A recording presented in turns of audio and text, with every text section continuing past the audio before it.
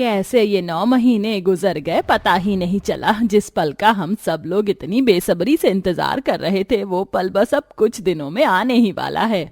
मुझे तो बस उस वक्त का इंतजार है जब मेरा भांजा या भांजी मुझे बुआ कहकर बुलाएंगे। अरे इस खुशी के मौके पर हम सबसे जरूरी बात तो भूल ही गए।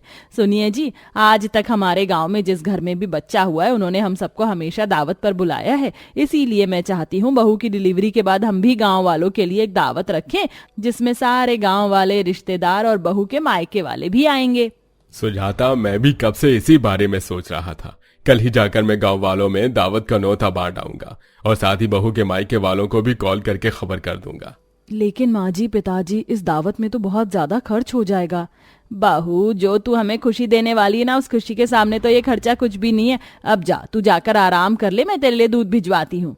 कल्पना पूरे 9 महीने की गर्भवती थी। कुछ दिनों में कल्पना की डिलीवरी होने वाली थी, जिसके चलते कल्पना के ससुराल वाले काफी ज्यादा खुश थे और इसी खुशी को सभी के साथ मनाने के लिए वो गांव भर में दावत का न्योता बांट देते हैं। सुनिए जी, मैं घर वालों की खुशी को समझती हूँ, लेकिन हमें घर के हालात को देखते हुए भी तो चलना चाहिए। ऐसे में अगर हम गांव वालों को दावत पर बुलाएंगे तो आप लोगों के कितने ज्यादा पैसे खर्च हो जाएंगे। वैसे भी बच्चे के आने के बाद तो खर्चा बढ़ता ही है। अरे कल्पना, तुम क्यों इतनी फिक्र करती हो? माँ ने क्या कहा, तुमने सुना नहीं? मैं जानता हूँ हम कोई अमीर परिवार से तो नहीं है, लेकिन फिर भी हमसे जितना हो सकेगा हम करेंगे। और तुम बहुत सोचती हो। डॉक्टर ने मना किया था ना ऐसी हालत में ज्यादा सोचने के लिए।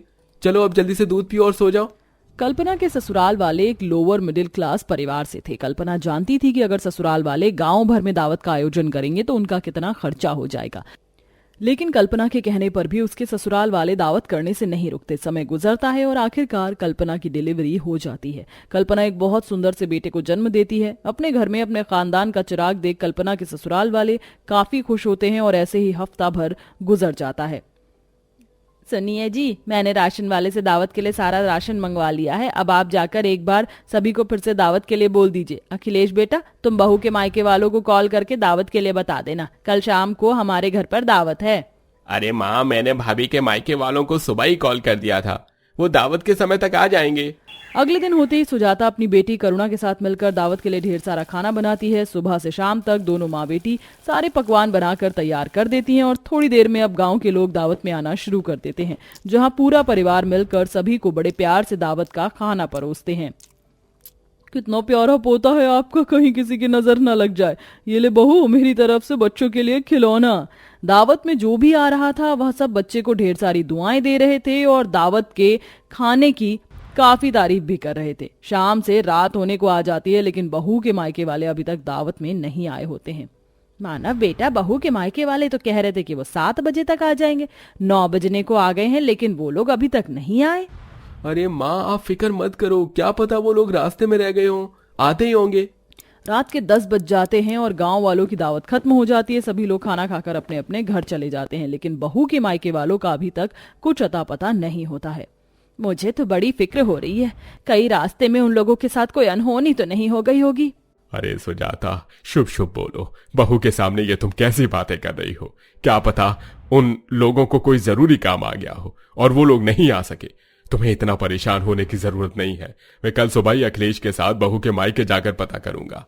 पूरा परिवार तकरीबन रात के 12 बजे तक कल्पना के मायके वालों के आने का इंतजार करता है, लेकिन जब उनकी सारी उम्मीद खत्म हो जाती है तो वो सब लोग बिना खाना खाए उन लोगों की फिक्र में भूखे पेट ही सो जाते हैं। आधी रात हो चुकी थी, पूरा गांव गहरी नींद में सो रहा था कि तभी अचानक सुजाता के घर के दरवाजे पर खटखट होती है, जिससे सुजाता की आंख खुल जाती है। ये इतनी रात में कौन आ गया? उठिए जी, उठिए ना। क्या हुआ भाग्यवान, क्यों रात के 2 बजे उठा रही हो?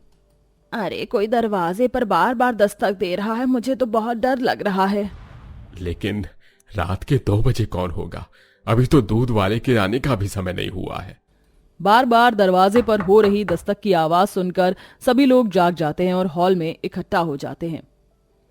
माँ जी, मुझे तो बहुत डर लग रहा है, कहीं कोई चोर हुआ तो। लेकिन कौन सा चोर दरवाजे पर दस्तक देकर आता है? मुझे तो लगता है ये चोर नहीं बल्कि वो पीपल वाली भूतनी है।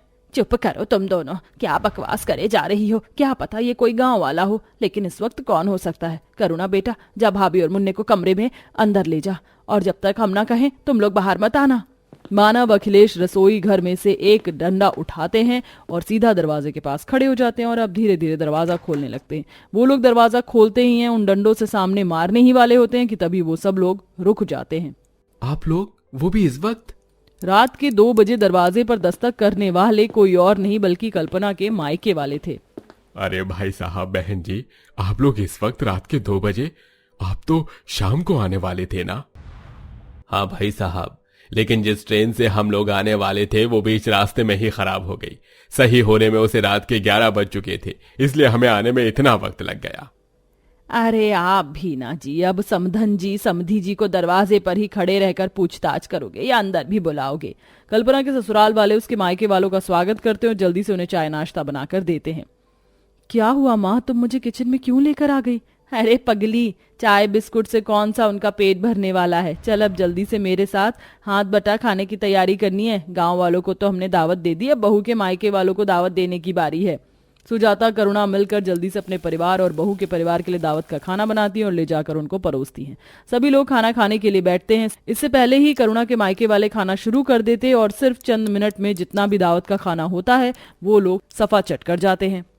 वाह आंटी जी, मजा आ गया दावत में। अच्छा हुआ हमने रास्ते में कुछ नहीं खाया, वरना इतनी अच्छी दावत खाने के लिए हमारा पेट खाली ही नहीं रहता। आप लोग रुक क्यों गए? लाइए जल्दी से और खाना लेकर आइए। जहां एक तरफ कल्पना के मायके वालों का मुंह दावत का खाना चबाने से रुक नहीं रहा था, वहीं दूसरी तरफ करुणा और सुजाता के हाथ दुख गए थे दावत का खाना बनाते बनाते। माँ, भाभी के मायके वालों के अंदर कोई आत्मा तो नहीं आ गई है? हमारे हिस्से का भी खाना खाकर कह रहे हैं कि उन्हें और चाहिए। बेटा ऐसा नहीं बोलते, घर आए मेहमानों का तो पेट भरना हमारा पहला धर्म है। चल अब जल्दी से पूड़ियां तल। रात 2 बजे से सुबह 4 बजने को आते हैं, लेकिन कल्पना के मायके वाले तो दावत का खाना खाने से खुद को रोक ही नहीं पा रहे थे। मुझे तो लगा था कि इन लोगों की आदत अब सुधर गई होगी, लेकिन ये लोग तो वैसे के वैसे हैं। न जाने मेरे ससुराल वाले क्या सोच रहे होंगे। कल्पना के मायके वाले भुक्कड़ किस्म के लोग थे। अपने घर में भी वो लोग इसी तरह खाना खाते थे, इसीलिए वो भूल गए थे कि ये उनका घर नहीं बल्कि उनकी बेटी का ससुराल है। वहीं दूसरी तरफ खाना खिलाते खिलाते कल्पना के ससुराल में राशन खत्म होने को आ जाता है। ये क्या जी, रसोई में जितना भी राशन था सब खत्म हो गया। अब हम इन लोगों को क्या खिलाएंगे? राशन खत्म हो जाने की वजह से कल्पना के ससुराल वाले काफी परेशान होते हैं। वहीं मायके वाले अभी भी खाने के लिए उन्हें पुकार रहे होते हैं, जिसे देख सुजाता उन्हें राशन खत्म होने की सारी बात बता देती है। आप लोग बस इतना ही राशन लाते हैं? अरे अगर किसी को दावत पर बुलाओ तो कम से कम ढंग का राशन तो भरवा लो घर के अंदर। हमारा तो अभी तक ठीक से पेट भी नहीं भरा है और आप लोगों का राशन ही खत्म हो गया।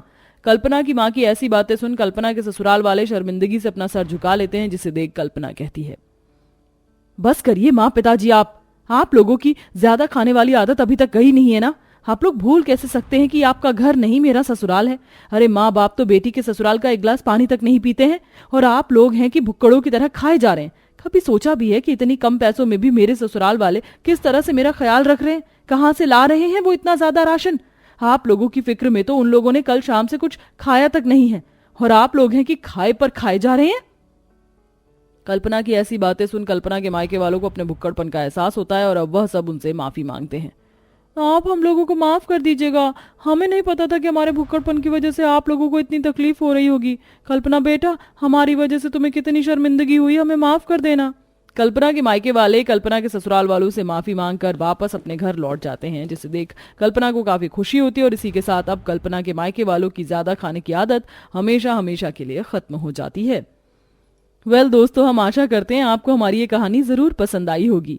क्या आप भी हमारी स्टोरी से रिलेटेड किसी ऐसे ही भुक्कड़ परिवार के बारे में जानते हैं? तो हमें कमेंट करके जरूर बताएं।